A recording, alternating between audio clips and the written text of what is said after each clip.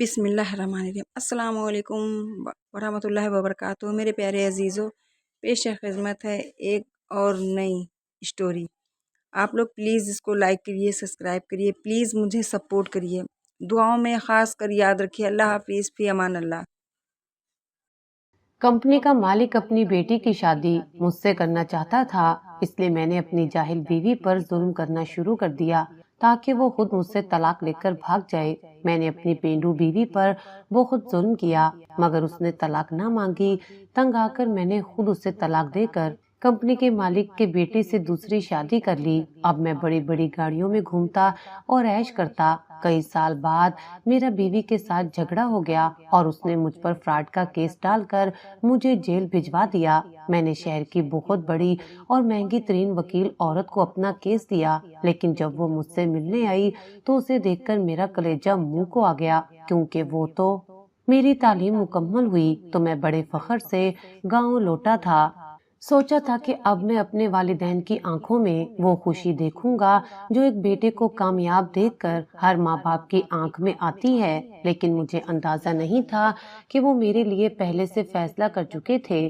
مجھے بتایا گیا کہ میرے بابا کے بھائی کی بیٹی صفیہ میری زندگی کی ساتھی ہوگی۔ میں نے جیسے ہی یہ سنا میرے دماغ میں ایک چبھن سی محسوس ہوئی۔ صفیہ کا نام میرے لیے کسی پرانی بوجھل اور بیکار چیز کی طرح تھا۔ یہ کوئی ذاتی دشمنی نہیں تھی، بس مجھے اس نام سے ہی نفرت تھی۔ یہ نام مجھے کمزوری، قید اور بے بسی کا احساس دلاتا تھا۔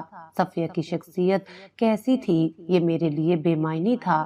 وہ خوبصورت تھی، یہ سچ تھا، لیکن میں حسن پرست آدمی نہیں تھا۔ میں نے ہمیشہ سوچا تھا کہ میں اپنی زندگی کے فیصلے اپنی عقل سے کروں گا، نہ کہ کسی کے چہرے کو دیکھ کر۔ میں صرف خوبصورتی کی بنیاد پر کسی کو اپنا ساتھی نہیں بنا سکتا تھا۔ میں نے فوراً انکار کر دیا۔ میں نے بابا سے کہا کہ میں اس گاؤں کی لڑکیوں سے شادی نہیں کرنا چاہتا۔ میں نے سمجھانے کی کوشش کی کہ میں ایک پڑھے لکھے اور جدید خیالات رکھنے والے شخص کے طور پر ایک ایسی لڑکی سے شادی کرنا چاہتا ہوں جو میرے نظریات کو سمجھے، میرے ساتھ زندگی کے خواب دیکھے اور میرے ساتھ قدم سے قدم ملا کر چلے۔ لیکن میری بات کا اثر الٹا ہوا۔ میرے انکار کے بعد جیسے زلزلہ آ گیا، بابا کی آواز گرجنے لگی، ہم نے تجھے پیدا کیا، تجھے پالا، تیرے لیے اپنی زندگی کی سب خوشیاں قربان کر دیں، اور اب تو ہمارا فیصلہ نہیں مانے گا۔ میں نے دل ہی دل میں سوچا کہ کیا ماں باپ اپنی محبت کے بدلے یہ قیمت وصول کرتے ہیں کہ اولاد ان کے ہر فیصلے کو چپ چاپ مان لے۔ میری ماں جو ہمیشہ کے لیے نرمی کا مجسمہ تھی، وہ بھی آج ایک جذباتی ہتھیار بن گئی۔ ہم نے تیرے لیے اپنا سب کچھ دیا، تیرے لیے تیرے باپ نے اپنی صحت خراب کر لی، میں نے تیرے لیے اپنا زیور بیچ دیا تاکہ تو شہر میں پڑھ سکے، اور اب تو اتنا احسان فراموش ہو گیا ہے کہ ہمارے لیے ایک قربانی بھی نہیں دے سکتا۔ یہ جملے میرے دل پر کسی تیز دھار چاقو کی طرح لگ رہے تھے۔ کیا میں نے اپنے والدین سے محبت نہیں کی تھی؟ کیا میں نے ان کے لیے اپنی خوشیوں کو قربان نہیں کیا تھا؟ میری ماں روتی رہی، بابا کی طبیعت بگڑ گئی اور ان کی حالت دیکھ کر میں خود کو ایک بے رحم بیٹا سمجھنے لگا۔ مجھے یہ احساس دلایا گیا کہ اگر میں نے انکار کیا تو میں سب سے بڑا ناشکرا ثابت ہوں گا۔ 2 دن میرے بابا چارپائی سے اٹھ نہیں سکے۔ میری ماں کا بلڈ پریشر اتنا بڑھ گیا کہ وہ بھی لیٹ گئی۔ پورے خاندان میں یہ خبر پھیل گئی کہ میں نے شادی سے انکار کر کے اپنے ماں باپ کو اس حال میں پہنچا دیا ہے۔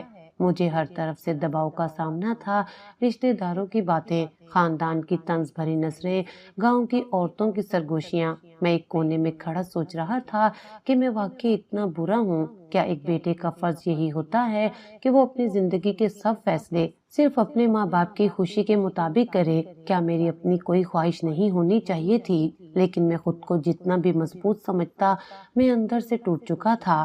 میں نے ہار مان لی تھی۔ ٹھیک ہے، میں صفیہ سے شادی کر لوں گا، یہ جملہ بولنا میرے لیے کسی شکست سے کم نہیں تھا، جیسے میں نے اپنی ساری خواہشیں، اپنے خواب، اپنی خود مختاری سب ایک لمحے میں دفن کر دی ہو۔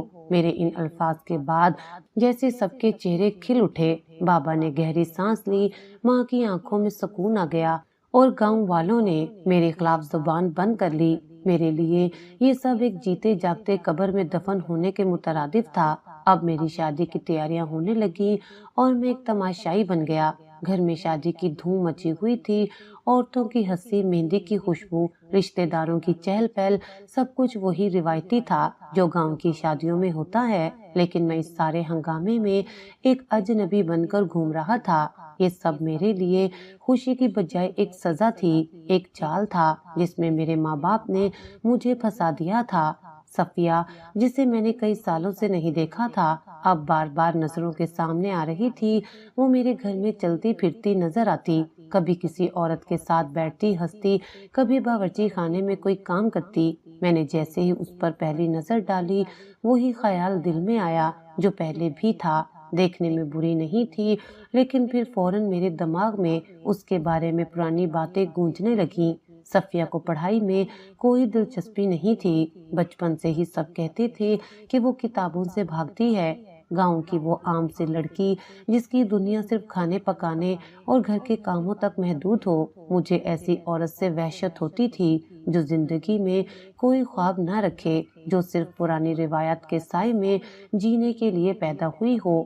مجھے میرے ماں باپ کی باتوں پر سب سے زیادہ غصہ آتا تھا۔ وہ جب بھی صفیہ کی تعریف کرتے، میرا خون کھولنے لگتا۔ وہ کہتے وہ بہت نیک ہے، وہ بہت سلیقہ شعار ہے، وہ بہت خدمت گزار ہے۔ مجھے یہ سب سن کر جیسے زہر چڑھ جاتا۔ یہ سب باتیں میرے لیے فضول تھیں۔ مجھے ایسی عورت چاہیے تھی جو میرے ساتھ چلے، جو میرے برابر کھڑی ہو، جو میرے دماغ کی سطح تک پہنچ سکے۔ اور صفیہ، وہ تو میری سوچ سے کوسوں دور تھی۔ مجھے احساس ہو چکا تھا کہ میرے ماں باپ نے میرے ساتھ دھوکہ کیا ہے۔ انہوں نے میری پسند، میری خواہشوں کو نظر انداز کر دیا اور میرے لیے ایسی عورت چنی جس کا مجھ سے کوئی جوڑ ہی نہیں تھا۔ میں اپنے دل میں اپنے ماں باپ کے لیے بھی غصہ بھرنے لگا تھا۔ میرے کچھ دوست جو شہر میں میرے ساتھ تھے، وہ شادی میں آنا چاہتے تھے۔ میں نے انہیں بلایا کیونکہ کم از کم وہ یہاں ہوں گے تو میں اس گھٹن زدہ ماحول میں تھوڑی دیر کے لیے ہی صحیح لیکن سانس تو لے سکوں گا۔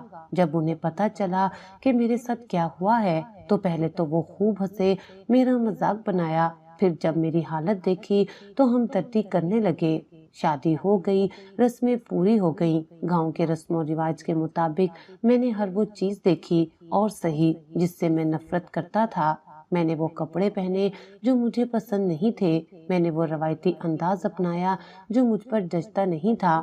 میں نے صفیہ کے ساتھ نکاح قبول کیا جو میں ہرگز نہیں چاہتا تھا۔ میرے اندر نفرت اور غصے کی آگ بھڑک رہی تھی، لیکن میں کچھ کر نہیں سکتا تھا۔ رات کا وقت آ چکا تھا، میرے دوستوں نے مجھے گھیر لیا اور طرح طرح کے مشورے دینے لگے۔ گاؤں کی لڑکیاں بھی اب ہوشیار ہو گئی ہیں، زیادہ نرمی دکھائی تو تیرے سر پر چڑھ جائے گی، پہلے دن ہی اسے اس کے اوقات یاد دلا دینا، ورنہ ساری زندگی یہ تیرے سر پر سوار رہے گی۔ میرے اندر ایک عجیب سا احساس ابھرنے لگا، جیسے یہ سچ ہو، جیسے میں واقعی ایک ایسے امتحان میں ہوں جہاں مجھے اپنے حق کے لیے لڑنا ہے۔ میں نے اپنے اندر ایک فیصلہ کر لیا تھا، یہ لڑکی میرے لیے کسی بھی حیثیت میں قابل قبول نہیں ہے۔ میرے جیسے آدمی کے لیے یہ کسی سزا سے کم نہیں۔ میں اسے اپنے قریب بھی نہیں آنے دوں گا، میں اسے اپنے دل میں جگہ دینے کا سوچ بھی نہیں سکتا تھا۔ میرے دماغ میں ایک ہی راستہ آیا، میں اسے طلاق دے دوں گا، لیکن سیدھا طلاق دینے سے سب میرے خلاف ہو جائیں گے۔ ماں باپ، خاندان، گاؤں کے لوگ سب مجھے مجرم بنا دیں گے۔ مجھے ایسا راستہ نکالنا تھا کہ سانپ بھی مر جائے اور لاٹھی بھی نہ ٹوٹے۔ میں نے فیصلہ کر لیا کہ میں ایسا ماحول بنا دوں گا کہ وہ خود کہے میں اس شخص کے ساتھ نہیں رہ سکتی، مجھے آزادی چاہیے۔ میں اسے اتنا نظر انداز کروں گا، اتنی سرد مہری برتوں گا کہ وہ تنگ آ کر خود ہی طلاق مانگ لے۔ یہ سوچتے ہوئے میں اپنے کمرے کی طرف بڑھنے لگا۔ میری آنکھوں میں غصہ تھا، میرے قدموں میں بیزاری تھی۔ آج میری زندگی کا ایک نیا باب شروع ہو رہا تھا، لیکن یہ باب خوشی کا نہیں، نفرت کا تھا۔ میں اپنے کمرے میں داخل ہوا، وہ دلہن بنی گھونگھٹ کیے پلنگ کے کنارے بیٹھی تھی، کمرے میں ہلکی روشنی تھی، ایک طرف سندل کی خوشبو جل رہی تھی اور ماحول میں ایک عجیب سی خاموشی تھی۔ میں دروازہ بند کر کے کچھ لمحے وہیں کھڑا رہا۔ دل میں نفرت کے احساس کو اور زیادہ گہرا کرنے کے لیے میں نے خود کو یاد دلایا کہ یہ سب میرے خلاف ایک سازش ہے، میرے ماں باپ کی زبردستی ہے اور میں کسی بھی حال میں اس کو قبول نہیں کروں گا۔ میں نے آہستہ آہستہ قدم بڑھائے، وہ اپنی جگہ بیٹھی رہی، ہلکی سی لرزش کے ساتھ۔ شاید وہ گھبرا رہی تھی یا شاید ہر نئی نویلی دلہن کی طرح اپنے دل میں ہزاروں سوال لیے بیٹھی تھی۔ میں نے اسے نظر انداز کرتے ہوئے اپنی گھڑی اتاری، کوٹ کرسی پر ڈالا اور جوتے نکال کر ایک طرف رکھ دیے۔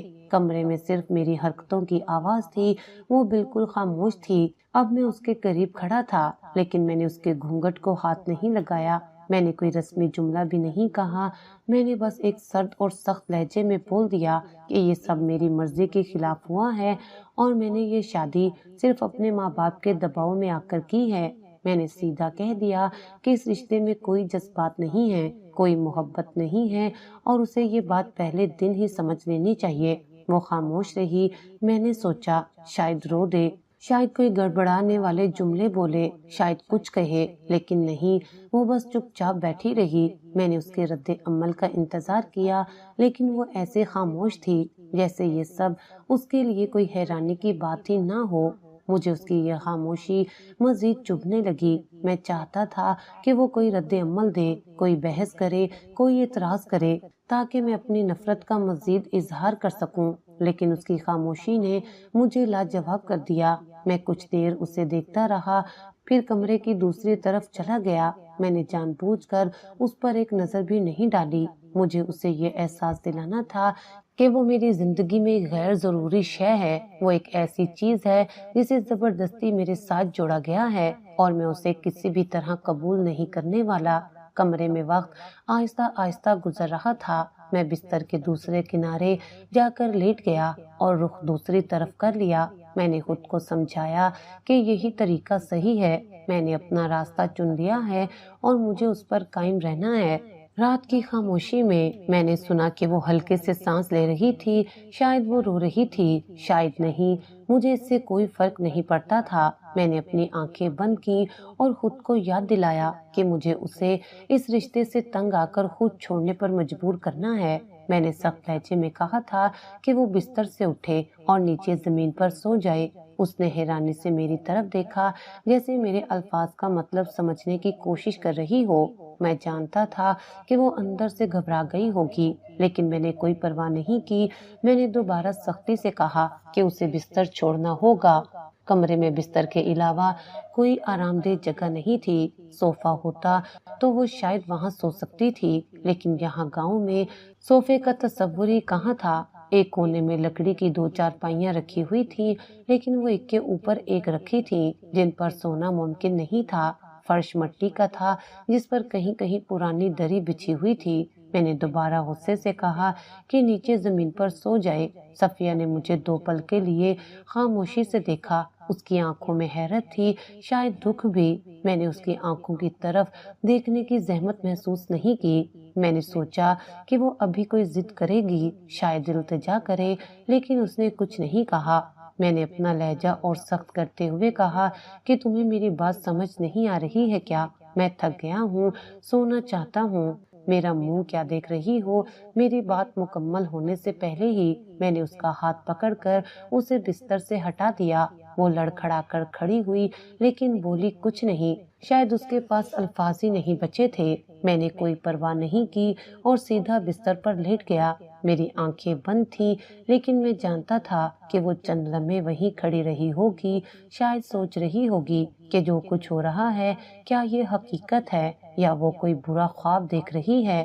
شاید وہ اس وقت اپنے مقدر پر افسوس کر رہی ہوگی، شاید وہ سوچ رہی ہوگی کہ اس کا شوہر ایسا کیوں ہے، شاید وہ یہی سوچ رہی ہوگی کہ یہ سب کچھ کس طرح برداشت کرے۔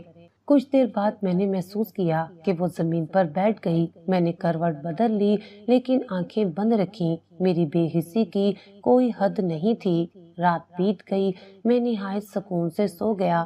صفیہ نے شاید پوری رات جا کر گزاری ہوگی یا ٹھنڈے فرش پر لیٹنے کی کوشش کی ہوگی، مجھے اس سے کوئی غرض نہیں تھی۔ صبح جب میری آنکھ کھلی تو وہ ابھی بھی زمین پر بیٹھی تھی۔ اس کی حالت عجیب لگ رہی تھی، جیسے رات بھر نیند ہی نہ آئی ہو، لیکن میں نے اس پر زیادہ غور کرنا مناسب نہیں سمجھا۔ میں نے نظر انداز کیا اور کمرے سے باہر نکل آیا۔ جیسے ہی میں باہر نکلا، گھر کے ماحول میں ایک عجیب سی بے چینی محسوس کی۔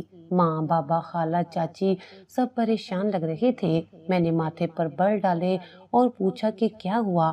ماں کی آواز کانپ رہی تھی۔ انہوں نے کہا کہ صفیہ کی طبیعت بہت خراب ہو گئی ہے، اسے فوراً ہسپتال لے جانا ہوگا۔ میں نے لاپرواہی سے کندھے جھٹک دیے۔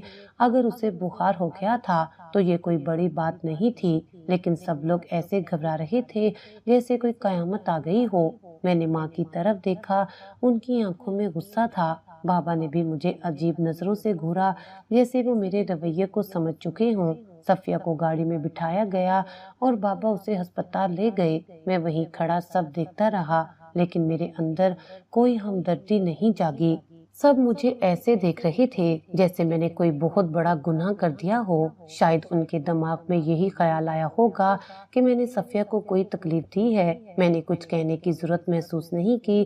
اگر وہ سوچ رہے تھے کہ میں نے کوئی زیادتی کی ہے تو سوچتے رہے، مجھے اس سے کوئی فرق نہیں پڑتا تھا۔ شام کو جب بابا اور ماں واپس آئے تو ان کے چہروں پر سختی تھی۔ وہ سیدھا میرے کمرے میں آئے اور دروازہ زور سے بند کر دیا۔ ماں نے غصے سے کہا کہ تمہیں کوئی شرم نہیں آتی؟ یہ تمہاری بیوی ہے، تمہاری ساتھی ہے، اور تم نے اسے پہلے دن ہی ایسی سزا دی کہ وہ بیمار پڑ گئی۔ بابا نے بھی سخت لہجے میں کہا کہ صفیہ جیسی شریف اور اچھی لڑکی تمہیں کہاں ملے گی؟ یہ پورے گاؤں کی سب سے نیک، سب سے اچھی لڑکی ہے۔ ماں نے آنکھیں نم کرتے ہوئے کہا کہ یہ وہی صفیہ ہے جو بچپن میں تمہارے پیچھے پیچھے پھرتی تھی، تمہارے لیے کھانے لے کر آتی تھی اور تمہارے لیے دعا کرتی تھی۔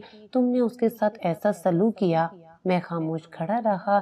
اندر سے میں جل رہا تھا، لیکن یہ کسی پچھتاوے کی آگ نہیں تھی، بلکہ غصے کی آگ تھی۔ مجھے ان کی باتوں سے کوئی فرق نہیں پڑا۔ میں بس یہی سوچتا جا رہا تھا کہ میری زندگی برباد ہو گئی ہے۔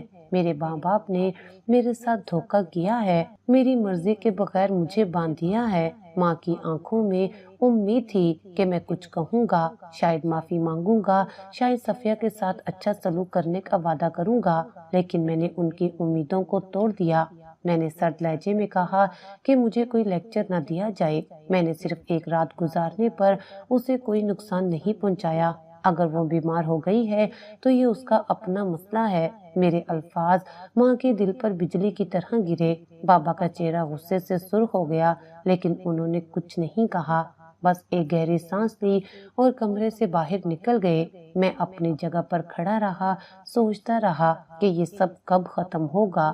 مجھے اپنی شادی کی حقیقت سے نفرت ہونے لگی تھی، صفیہ سے نفرت ہونے لگی تھی، یہاں تک کہ خود سے بھی نفرت ہونے لگی تھی۔ مجھے اپنے دوستوں کی باتیں یاد آئیں جو کہہ رہے تھے کہ شادی کر کے میں پھنس جاؤں گا۔ ان کی باتیں سچ ثابت ہو رہی تھیں۔ کچھ لمحے بعد میں نے دروازہ بند کیا اور بستر پر بیٹھ گیا۔ میں نے اپنی آنکھیں موند لیں اور خود سے وعدہ کیا کہ میں صفیہ کو کبھی بھی اپنی زندگی کا حصہ نہیں بننے دوں گا۔ میں اسے وہ مقام نہیں دوں گا جو ایک بیوی کو ملنا چاہیے۔ یہ شادی میرے لیے ایک بوجھ تھی، ایک زبردستی کا سودا۔ میں نے دل ہی دل میں فیصلہ کر لیا تھا کہ میں اسے چھوڑنے پر مجبور کر دوں گا۔ وہ خود اس رشتے سے تنگ آ جائے گی اور خود ہی مجھ سے طلاق مانگ لے گی۔ جب وہ خود چلی جائے گی تو میرے ماں باپ کے پاس بھی کوئی شکایت کرنے کا حق نہیں رہے گا۔ یہی میرا منصوبہ تھا اور میں اسے ہر حال میں پورا کر کے رہوں گا۔ صفیہ کے ساتھ میں نے کبھی اچھے طریقے سے بات نہیں کی۔ مجھے اس کی کوئی پرواہ نہیں تھی، نہ اس کی پسند ناپسند، نہ اس کے خوابوں اور خواہشوں کی۔ وہ بس میرے لیے ایک ضرورت تھی، جو کھانا بناتی تھی، گھر کے کام کرتی تھی اور میرے ماں باپ کو خوش رکھتی تھی۔ میں نے کبھی نہیں سوچا کہ وہ بھی ایک جیتی جاگتی انسان ہے، جس کے اپنے احساسات اور جذبات ہیں، جس کے اپنے خواب ہیں۔ وہ میری ہر بات برداشت کرتی رہی، میں جب چاہتا اس پر غصہ نکال دیتا، سخت الفاظ کہہ دیتا، اور کبھی کبھی تو محض اپنی طبیعت کے بوجھ کو ہلکا کرنے کے لیے اسے بے وجہ برا بھلا کہہ دیتا، لیکن صفیہ نے کبھی کوئی شکایت نہیں کی۔ میں جانتا تھا کہ عام لڑکیاں اتنا برداشت نہیں کرتی، مگر صفیہ نہ جانے کس مٹی کی بنی ہوئی تھی، شاید وہ صبر کی آخری حدود کو بھی پار کر چکی تھی۔ گھر کے باہر سب کو لگتا کہ میں اور صفیہ ایک عام جوڑے کی طرح زندگی گزار رہی ہیں۔ میری ماں اسے پسند کرتی تھی کیونکہ وہ گھر کے ہر کام میں مہارت رکھتی تھی، ہر وقت صاف ستھری رہتی، ہر چیز کو ترتیب سے رکھتی، میرے والدین کا ہر حکم مانتی اور ہر کسی کے ساتھ ادب سے پیش آتی۔ لیکن کمرے میں جب ہم دونوں اکیلے ہوتے تو میری طرف سے صرف بے حسی اور بدسلوکی ملتی۔ میں نے کبھی اسے عزت سے نہیں نوازا، کبھی نرمی سے بات نہیں کی، کبھی اس کی آنکھوں میں دیکھ کر اس کا حال نہیں پوچھا۔ اس کے باوجود وہ خاموشی سے سب کچھ سہتی رہی۔ ایک سال گزر گیا اور اس ایک سال میں نے اسے مکمل طور پر نظر انداز کیے رکھا۔ وہ میری زندگی کا ایک ایسا حصہ تھی جسے میں قبول کرنے کے لیے تیار نہیں تھا، لیکن وہ خود کو میری زندگی سے نکالنے کے لیے بھی تیار نہیں تھی۔ اس کے اندر صبر تھا، یا شاید وہ کسی معجزے کی امید لگائے بیٹھی تھی کہ میں بدل جاؤں گا، کہ ایک دن میں اسے قبول کر لوں گا۔ پھر ایک دن وہ ثانیہ پیش آیا جس نے میری زندگی کو ایک نئے سمت میں دھکیل دیا۔ میرے بابا اس دنیا سے چلے گئے۔ بابا میرے لیے ہمیشہ ایک رکاوٹ کی مانند تھے۔ میں ان کی سخت نظریں، ان کے اصول اور ان کی باتیں کبھی پسند نہیں کرتا تھا۔ وہ ہمیشہ مجھے زندگی کے صحیح اور غلط راستے کے بارے میں سمجھاتے رہتے، اور میں جانتا تھا کہ جب تک وہ زندہ ہیں میں کھل کر اپنی مرضی کے مطابق زندگی نہیں گزار سکتا۔ ان کے جانے کے بعد مجھے لگا کہ اب میں پوری طرح آزاد ہوں، اب میں جو چاہوں جب چاہوں کر سکتا ہوں۔ بابا کی موت کے کچھ ہی دن بعد میں نے صفیہ کو طلاق دے دی۔ وہ حیرت سے میری طرف دیکھتی رہ گئی، جیسے میں نے اس کے قدموں تلے سے زمین کھینچ لی ہو۔ شاید وہ کبھی سوچ بھی نہیں سکتی تھی کہ میں اسے اس طرح چھوڑ دوں گا۔ وہ اتنا سب کچھ برداشت کرتی رہی، اور بدلے میں نے اسے کیا دیا؟ ایک طلاق، ایک کاغذ کا ٹکڑا جو اس کے خوابوں، اس کی امیدوں اور اس کے صبر کی تمام حدود کو مٹی میں ملا گیا تھا۔ میں نے ماں سے کہا کہ میں شہر جا رہا ہوں۔ میں نے انہیں یہ یقین دلایا کہ میں انہیں ہر مہینے پیسے بھیجتا رہوں گا، لیکن مجھے اپنی زندگی خود جینی ہے۔ ماں نے بہت روکا، بہت سمجھایا، لیکن میں نے کچھ نہیں سنا۔ میں نے بس اپنا سامان اٹھایا اور نکل گیا۔ یہ میری زندگی کا سب سے خود غرض فیصلہ تھا۔ میں نے ایک بیوی کو دھتکار دیا، ایک ماں کو اکیلا چھوڑ دیا، اور خود اپنی خواہشات کے پیچھے بھاگ نکلا۔ میں شہر آ گیا اور یہاں ایک بڑی کمپنی میں نوکری مل گئی۔ کمپنی کے مالک کی بیٹی سونیا سے میری ملاقات یہیں ہوئی۔ وہ ایک مکمل جدید، خود مختار اور پرکشش عورت تھی، لمبی پتلی، ایکسرسائز سے اپنے جسم کو تراشنے والی، مہنگے کپڑے پہننے والی، انگریزی میں روانی سے بات کرنے والی، بالکل ویسی جیسی لڑکیوں کا خواب میں دیکھا کرتا تھا۔ مجھے وہ پہلی ہی نظر میں پسند آ گئی، اور حیرانی کی بات یہ تھی کہ وہ بھی مجھ پر فدا تھی۔ ہماری دوستی دن بدن بڑھنے لگی۔ وہ ہر موقع پر میری تعریف کرتی، مجھے خاص محسوس کرواتی، اور مجھے ایسا لگنے لگا کہ شاید یہ وہی زندگی ہے جس کا میں حقدار ہوں۔ سونیا میرے لیے وہ سب کچھ تھی جو صفیہ نہیں تھی۔ وہ جدید خیالات کی مالک تھی، کھل کر بات کرتی تھی، اپنی مرضی کی مالک تھی۔ اس کے اندر کسی قسم کی جھجک یا پابندی کا احساس نہیں تھا۔ میں اس کے ساتھ وقت گزارنے لگا، اس کے ساتھ کھانے پر جانے لگا، اس کے ساتھ گھومنے پھرنے لگا۔ مجھے ایسا لگتا تھا جیسے میں پہلی بار زندگی جی رہا ہوں۔ پھر ایک دن سونیا نے مجھے پرپوز کر دیا۔ مجھے اپنی خوش قسمتی پر یقین نہیں آ رہا تھا۔ میں نے کبھی نہیں سوچا تھا کہ مجھے اتنی خوبصورت اور شاندار لڑکی سے شادی کرنے کا موقع ملے گا، لیکن یہ حقیقت تھی، اور میں نے فوراً حامی بھر لی۔ میرے لیے تو یہ ایسا ہی تھا جیسے کسی اندھے کو دو آنکھیں مل گئی ہوں۔ اب میں اپنی زندگی کے اس نئے باب میں داخل ہونے والا تھا۔ جہاں سب کچھ میرے مطابق ہوگا، جہاں کوئی زبردستی نہیں ہوگی، کوئی پرانی رسم و رواج نہیں ہوں گے، کوئی پابندیاں نہیں ہوں گی۔ لیکن شاید میں نہیں جانتا تھا کہ زندگی کا اصل سبق ابھی باقی تھا۔ سونیا سے شادی کے بعد میری زندگی ایک حسین خواب کی مانند بن گئی تھی، جس کا ہر لمحہ خوبصورتی اور آسائش سے بھرا ہوا تھا۔ میں نے کبھی نہیں سوچا تھا کہ میری زندگی اس طرح پل بھر میں بدل جائے گی، کہ میں ایک معمولی شخص سے ایک دولت مند خاندان کا داماد بن جاؤں گا اور میرے پاس وہ سب کچھ ہوگا جس کا میں نے کبھی خواب دیکھا تھا۔ سونیا کے والد کے پاس بے تحاشا دولت تھی اور سونیا اس دولت کو کسی قید و بند کے بغیر خرچ کرنا جانتی تھی۔ پیسہ اس کے لیے پانی کی طرح تھا جو بہتا ہی چلا جاتا تھا۔ وہ مہنگے ہوٹلوں میں کھانا کھاتی، برانڈز کپڑے پہنتی اور بیرون ملک چھٹیوں پر جانے کی عادی تھی۔ میں نے بھی اس کی عادتوں کو اپنا لیا۔ ہماری زندگی بے فکری اور عیش و عشرت میں بسر ہو رہی تھی۔ سونیا نے اپنی محبت کا ثبوت دیتے ہوئے مجھے اپنے باپ کی کمپنی میں ایک اعلیٰ عہدہ بھی دے دیا۔ اب میں صرف اس کا شوہر ہی نہیں بلکہ ایک بڑے کاروباری ادارے کا اہم فرد بھی بن چکا تھا۔ مجھے دفتر میں ایک الگ رعب و دبدبہ حاصل تھا۔ لوگ میرے آگے پیچھے پھرتے، میرے فیصلوں کی اہمیت بڑھ گئی تھی اور ہر کوئی میرے رتبے کو دیکھ کر مرعوب ہوتا تھا۔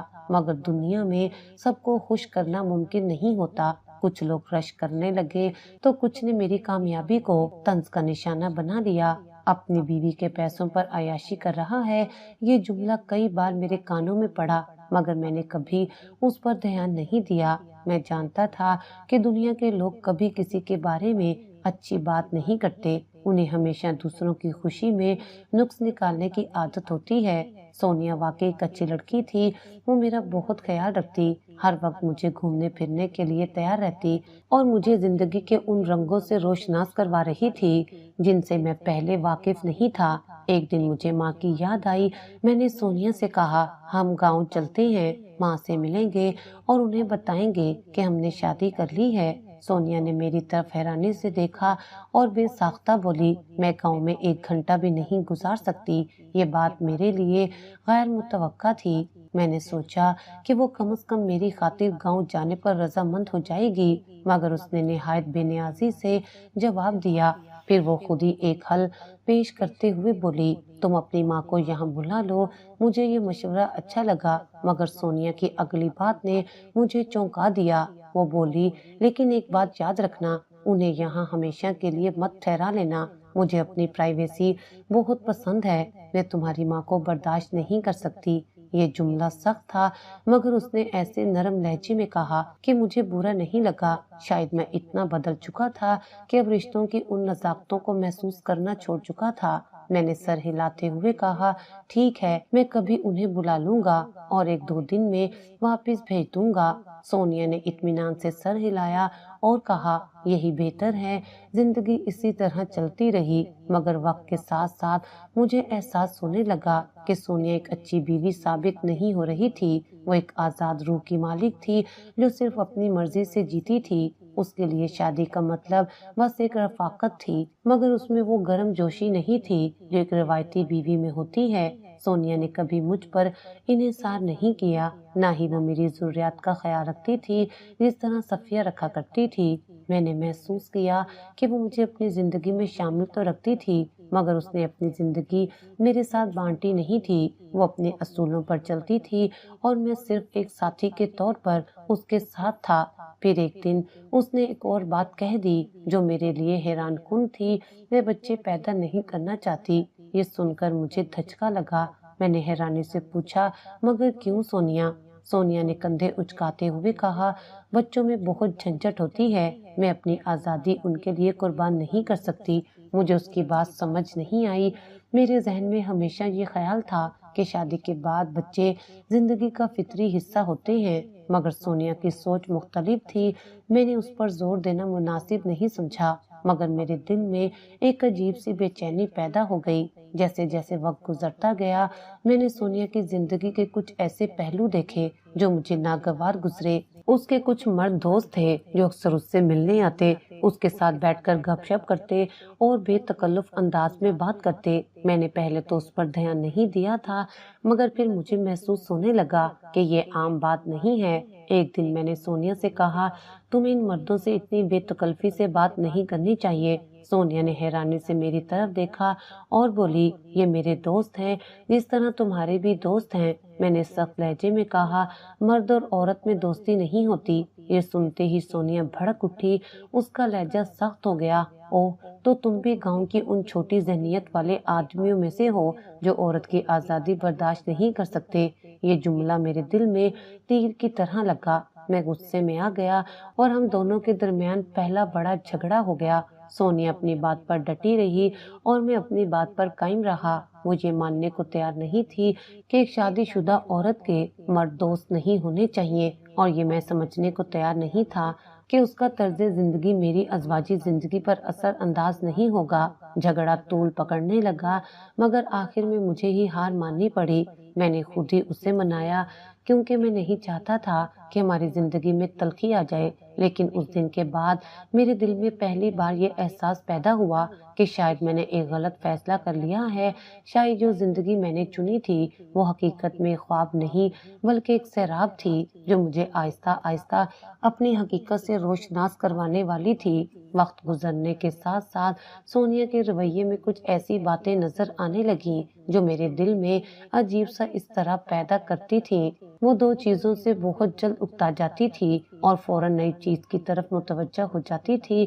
ایک دن میں نے اسے کسی سے فون پر بات کرتے ہوئے سنا۔ وہ ہنستے ہوئے کہہ رہی تھی کہ اب تو میرا دل بھر گیا ہے، اور تمہیں پتہ ہے جس چیز سے میرا ایک دفعہ دل بھر جائے پھر میں اس کی طرف دیکھتی بھی نہیں اور نئی چیز کی تلاش میں چلی جاتی ہوں۔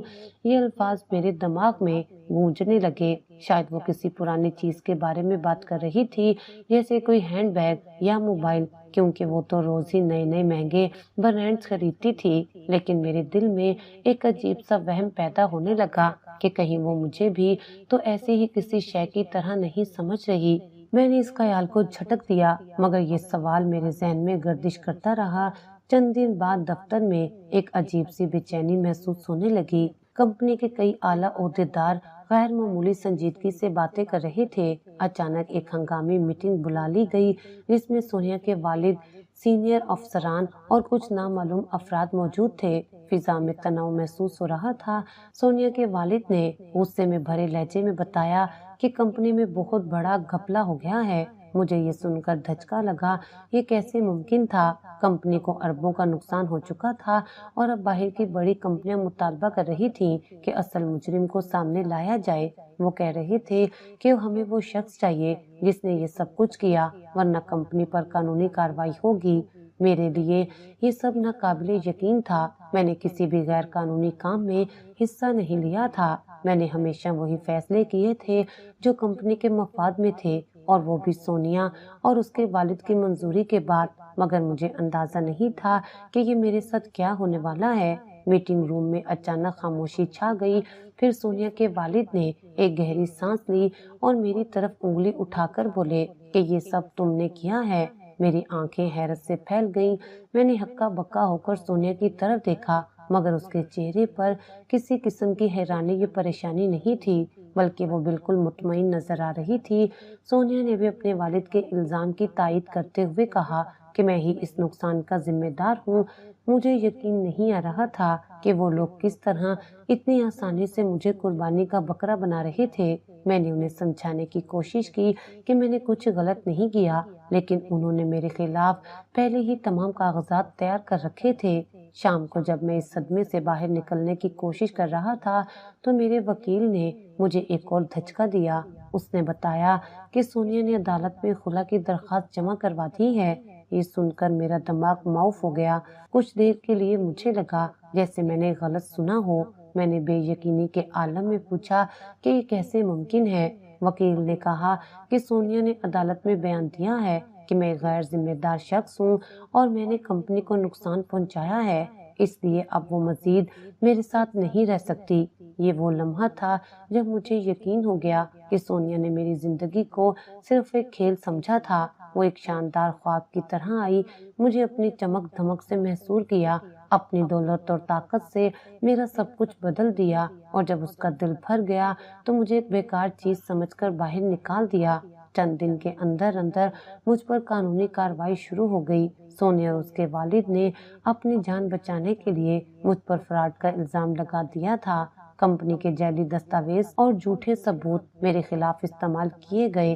पुलिस ने मुझे गिरफ्तार कर लिया और मुझ पर 420 का मुकदमा दर्ज कर दिया गया।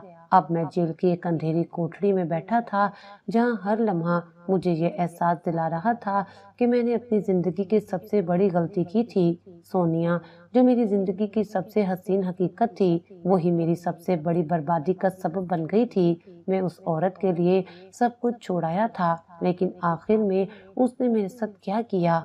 अब मेरा फैसला होने वाला था और मैं उस तारीख कोठरी में बैठा अपनी किस्मत पर मातम कर रहा था। अगर आज मेरा बाप जिंदा होता तो शायद वो मेरी रिहाई के लिए कुछ कर सकता था, मगर अब मैं तन्हा था, बिल्कुल अकेला।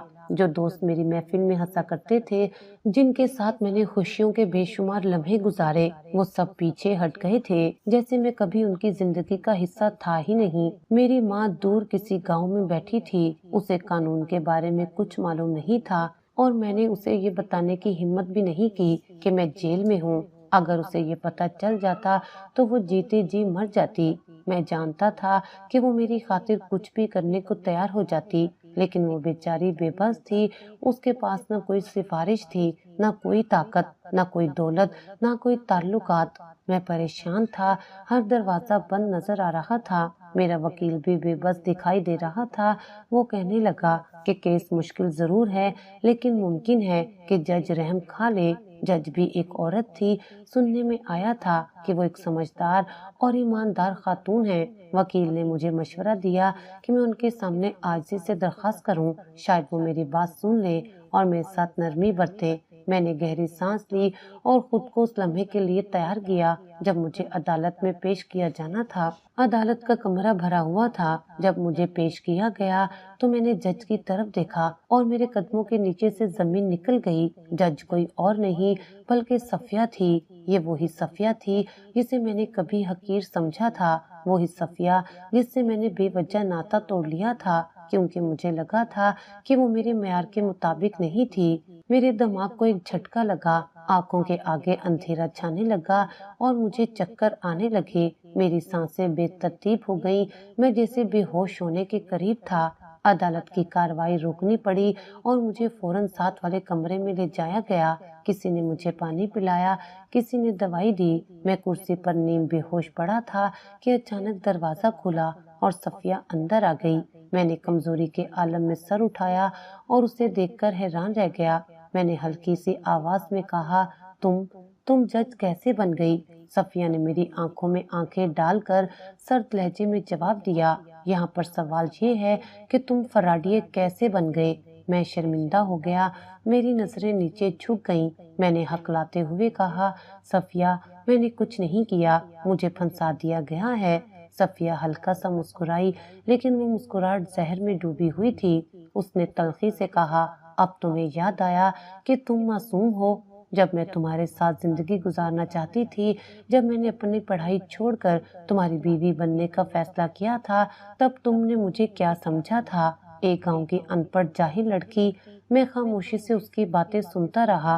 वो बोलती चली गई, तुमने मुझ पर कभी एतबार नहीं किया, एक पल के लिए मेरे साथ बैठकर बात तक नहीं की। अगर तुमने मेरी बात सुनी होती तो तुम्हें पता चलता कि मैं तुमसे ज्यादा पढ़ी लिखी थी, मैंने तुमसे ज्यादा मेहनत की थी, मैं तुमसे बेहतर थी। मैंने निदामत से कहा, सफिया, मैं मानता हूँ कि मैंने तुम्हें गलत समझा, मगर अब मैं पछता रहा हूँ। मेरी मदद करो, तुम तो मेरी कजन हो, हमारे बीच एक रिश्ता था, कम से कम उस रिश्ते का ही वास्ता देकर मुझे यहाँ से निकाल दो। सफिया ने तंजिया अंदाज में कहा, तुम्हें रिश्ते याद आ गए? जब तुमने मुझे दुत्कारा था तब ये रिश्ता कहाँ था? तुमने मेरे साथ क्या किया?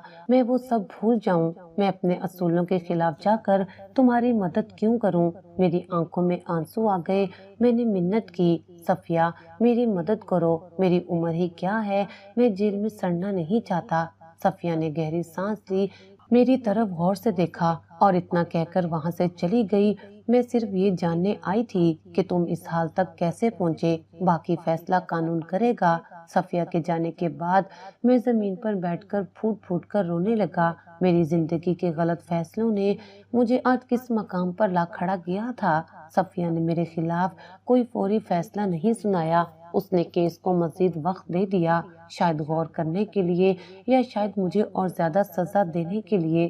میرا کیس ابھی بھی درمیان میں لٹکا ہوا تھا۔ جیل میں باقی قیدی کہتے تھے کہ میری جان کو کوئی خطرہ نہیں، کیونکہ 420 کے کیس میں سزائے موت تو نہیں ہوتی مگر سزا ضرور ہوتی ہے، اور میں نہیں جانتا تھا کہ میری سزا کتنی بڑی ہوگی۔ اب میں اسی جیل کی سلاخوں کے پیچھے بیٹھا ہوا تھا، صفیہ کے اگلے فیصلے کا انتظار کر رہا تھا اور اپنی غلطیوں کا حساب دے رہا تھا۔ میں نے زندگی میں جو سب سے بڑی غلطی کی وہ یہ تھی کہ میں نے اپنے ماں باپ کی بات نہیں مانی۔ ماں باپ جو کہتے ہیں وہ ہمیشہ اولاد کی بہتری کے لیے ہوتا ہے، مگر ہم اکثر اپنی ضد، انا اور جلن میں آ کر ان کی بات کو ٹھکرا دیتے ہیں۔ میں نے بھی یہی کیا۔ صفیہ کے ساتھ میرا رشتہ میرے والدین کی مرضی سے طے ہوا تھا۔ وہ جانتے تھے کہ صفیہ ایک اچھی لڑکی ہے، نیک ہے، وفادار ہے۔ وہ جانتے تھے کہ وہ میرے لیے بہترین انتخاب تھی، لیکن میں نے اپنی نادانی میں ان کی بات کو رد کر دیا، کیونکہ میرے دل میں ایک اور خواب پل رہا تھا، سونیا کا خواب۔ مجھے لگتا تھا کہ سونیا میرے لیے دنیا کی سب سے حسین چیز ہے۔ اس کا چمکدار لباس، اس کے قیمتی ہینڈ بیگ، اس کے جدید خیالات، سب کچھ مجھے لبھاتا تھا۔ میں نے سوچا تھا کہ میں ایک ایسی زندگی گزاروں گا جس میں صرف خوشیاں ہوں گی، دولت ہوگی اور ایک ایسی بیوی ہوگی جو ہر محفل میں میری شان بڑھائے گی، مگر میں نے اپنی آنکھوں سے وہ دیکھا جو شاید میں نے پہلے کبھی سوچا بھی نہ تھا۔ سونیا ایک سراب نکلی، ایک ایسی چمکدار چیز جو اندر سے کھوکھلی تھی، اور صفیہ جسے میں نے معمولی سمجھ کر ٹھکرا دیا تھا، وہ اصل میں وہ عورت تھی جو مجھے زندگی کے ہر موڑ پر سنبھال سکتی تھی۔ مجھے خود پر بے حد غصہ آ رہا تھا۔ مجھے غصہ آ رہا تھا کہ میں نے صفیہ کے ساتھ وقت کیوں نہیں گزارا، میں نے اسے سمجھنے کی کوشش کیوں نہیں کی۔ مجھے اس کے پاس بیٹھنا چاہیے تھا، اس سے بات کرنی چاہیے تھی۔ اگر میں نے اس سے ایک بار دل سے پوچھا ہوتا کہ وہ کیا سوچتی ہے، کیا چاہتی ہے، تو شاید میں آج دنیا کا سب سے خوش قسمت انسان ہوتا۔ ایک جج کی حیثیت سے وہ کتنی طاقتور تھی، کتنی عقل مند تھی، اور میں نے اسے یہ کہہ کر چھوڑ دیا تھا کہ وہ میرے قابل نہیں۔ میں کتنا احمق تھا۔ میں نے کبھی غور ہی نہیں کیا کہ ایک پڑھی لکھی عورت جو ایک جج کے عہدے پر فائز ہو، وہ کس قدر قابل ہو سکتی ہے، اور وہ کس قدر اپنی زندگی کے فیصلے سمجھداری سے کر سکتی ہے۔ مجھے یاد آیا کہ صفیہ ہمیشہ میرا خیال رکھتی تھی۔ وہ میرے لیے بہترین کھانے بناتی، میری چھوٹی چھوٹی باتوں کا خیال رکھتی۔ وہ چاہتی تھی کہ میں خوش رہوں، کامیاب ہوں۔ میں نے اسے محبت دینے کی بجائے حقارت دی، اسے اپنی زندگی سے نکال دیا صرف اس لیے کہ میں ایک چمکدار سیراب کے پیچھے بھاگ رہا تھا۔ اور وہ سونیا، وہ تو صرف چمکنے والا ایک کھوکھلا شیشہ تھی جو باہر سے دلکش لگتی تھی مگر اندر سے کچھ بھی نہیں تھی۔ مجھے لگا تھا کہ وہ میری زندگی کی سب سے بڑی خوشی ہوگی، لیکن وہ میری سب سے بڑی بربادی بن گئی۔ جب اسے اپنا مطلب پورا ہوتا نظر نہیں آیا، جب اس کا دل بھر گیا، تو اس نے مجھے ایسے چھوڑ دیا جیسے میں کبھی اس کی زندگی کا حصہ تھا ہی نہیں، اور صرف چھوڑا نہیں بلکہ مجھ پر ایسا الزام لگایا کہ آج میں جیل کی سلاخوں کے پیچھے بیٹھا اپنی قسمت کو رو رہا ہوں۔ مجھے نہیں معلوم کہ آگے میرے ساتھ کیا ہوگا، کیا میں اس جیل سے باہر نکل پاؤں گا، کیا میری زندگی دوبارہ وہی ہوگی جو پہلے تھی، یا میں ہمیشہ کے لیے اس داغ کے ساتھ زندہ رہوں گا۔ ایک بات جو مجھے اب شدت سے سمجھ میں آئی تھی وہ یہ کہ انسان جب بھی غصے میں آ کر، جلن میں آ کر یا جذبات میں آ کر بہہ کر کوئی فیصلہ کرتا ہے، وہ ہمیشہ منہ کے بل گرتا ہے۔ میں بھی گر چکا ہوں، اور اب شاید میرے پاس اٹھنے کا کوئی راستہ نہیں بچا۔ اگر میں وقت کو واپس لا سکتا، اگر میں اپنے فیصلے بدل سکتا، تو میں صفیہ کے پاس جاتا، اس سے بات کرتا، اسے اپنی بیوی کے طور پر قبول کرتا، میں اسے وہ عزت دیتا جس کی وہ حقدار تھی، میں اس کے ساتھ زندگی گزارتا، اس کے فیصلے کو سمجھنے کی کوشش کرتا۔ لیکن اب پچھتاوے سے کیا ہوگا؟ وقت تو میرے ہاتھ سے نکل چکا تھا۔ مجھے نہیں معلوم کہ کل کیا ہوگا، مگر آج میں یہ جان چکا تھا کہ میں نے اپنی زندگی کا سب سے بڑا نقصان خود اپنے ہاتھوں سے کیا ہے۔ زندگی ایک ایسا سفر ہے جو خوشیوں، غموں، کامیابیوں اور ناکامیوں کا مجموعہ ہے۔ ہر انسان اس دنیا میں ایک خاص مقصد کے ساتھ آتا ہے، لیکن اکثر ہم یہ سمجھنے میں دیر کر دیتے ہیں کہ ہماری زندگی کا اصل مطلب کیا ہے۔ کچھ لوگ محنت کرتے ہیں اور اپنی تقدیر خود بناتے ہیں، جبکہ کچھ لوگ قسمت کے سہارے بیٹھے رہتے ہیں اور تقدیر کا شکوہ کرتے رہتے ہیں۔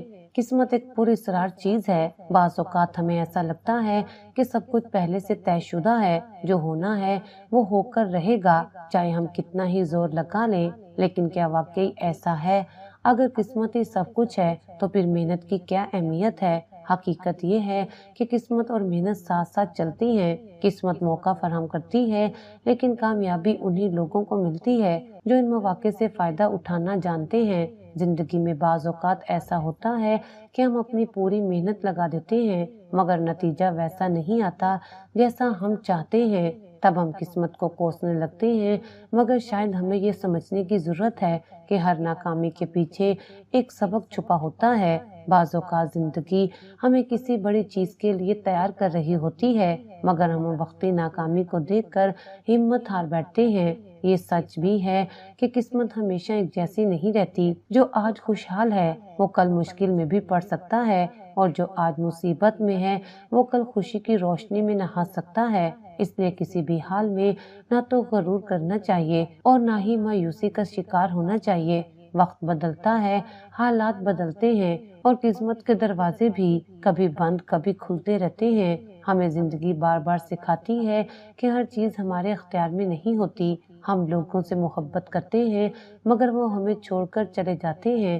ہم خواب دیکھتے ہیں مگر ہر خواب پورا نہیں ہوتا۔ ہم محنت کرتے ہیں مگر ہمیشہ کامیابی نہیں ملتی، مگر اس کا مطلب یہ نہیں کہ ہمیں رک جانا چاہیے۔ اصل کامیابی یہ ہے کہ ہم گرنے کے بعد دوبارہ کھڑے ہوں، شکست کے بعد دوبارہ کوشش کریں، اور ہر حال میں زندگی کو ایک نئے زاویے سے دیکھنے کی ہمت پیدا کریں۔ قسمت کا کھیل عجیب ہے، کبھی ہمیں ایسے لوگوں سے ملواتا ہے جو ہماری زندگی بدل دیتے ہیں، اور کبھی ہمیں ایسے حالات میں ڈال دیتا ہے جہاں سے نکلنا مشکل لگتا ہے۔ مگر انسان وہی کامیاب ہوتا ہے جو ان حالات کا سامنا کرتا ہے، جو قسمت کے لکھے کو چیلنج کرتا ہے، اور جو ہار ماننے کی بجائے اپنی راہ خود بناتا ہے۔ زندگی اور قسمت کے اس کھیل میں سب سے اہم چیز صبر اور حوصلہ ہے۔ جو شخص ان دونوں چیزوں کو اپنا لیتا ہے وہ کبھی بھی ہار نہیں مانتا، کیونکہ آخر میں قسمت بھی انہی کا ساتھ دیتی ہے جو خود اپنی تقدیر لکھنے کا حوصلہ رکھتے ہیں۔